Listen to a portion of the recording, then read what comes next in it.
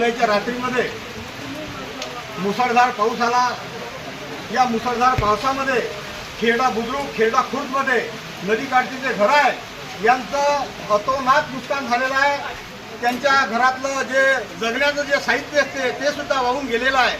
बरेचसे गुरंढोरं त्याच्यामध्ये वाहून गेलेले आहेत। आदरणीय तहसीलदार पवन पाटील साहेब यांना तात्काळ सकाळून मी फोन केल्यानंतर ते खेडा गावामध्ये हजर झाले आणि जे नदीकाठचे घर आहे, जे नदीकाठी राहतात लोक, त्यांना सुद्धा साहेबांनी अलर्ट केलेला आहे की तुम्ही या नदीकाठच्या घरामध्ये राहू नका, कारण हे 3-4 दिवस अतिवृष्टी सांगितली आहे।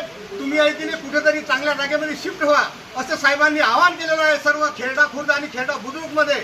आणि साहेब आले आमच्या गावामध्ये ऐकली भेट दिली, त्याच्याबद्दल मी साहेबांचे मनापासून धन्यवाद मानतो, आभार मानतो। आणि आम्हाला तुमच्या जे स्थानिक अधिकारी आहेत त्यांना आदेश देऊन तात्काळ पंचनामे करून यांना मदत मिळवण्यात झालेला आहे। संपूर्ण तालुक्यात फक्त खेडा मुंबईत नाही, खेडा खुर्द नाही, संपूर्ण तालुक्यात मोठ्या प्रमाणावर मुसळधार पाऊस झालेला आहे। आता सध्या अजून आजचा दिवस आणि उद्याचा दिवसही आपल्याला रेड अलर्ट दिलेला आहे। आपल्याला जे मोठ्या प्रमाणावर पाऊस होऊन जे नदीकाठचे जे घरं आहेत ते वाहून जाऊन कोणाची जीवितहानी होणार नाही याची प्रथमतः पहिले दक्षता घ्यायची आहे।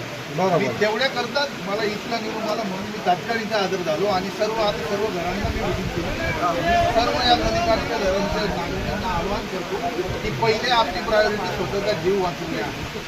आपण पहिले तात्काळ सुरक्षित स्थळी अजून 2 दिवस पाऊस पडलेला आहे। आता एकाच पावसाने एका दिवसाच्या याच्याने बरंचसं दाखवून गेलं आणि आता राहिला तर मोठ्या प्रमाणात जीवितहानी होईल ही आपल्याला वारंवार सांगतो आहे।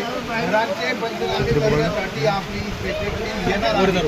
ते सर्व प्रकारचे पंचनामे सर्वांना तात्काळ होण्याची आपण व्यवस्था करू। पहिले कोणाचाही जीव जाणार नाही याची प्रायोरिटी आपल्याला दक्षता घ्यायची आहे।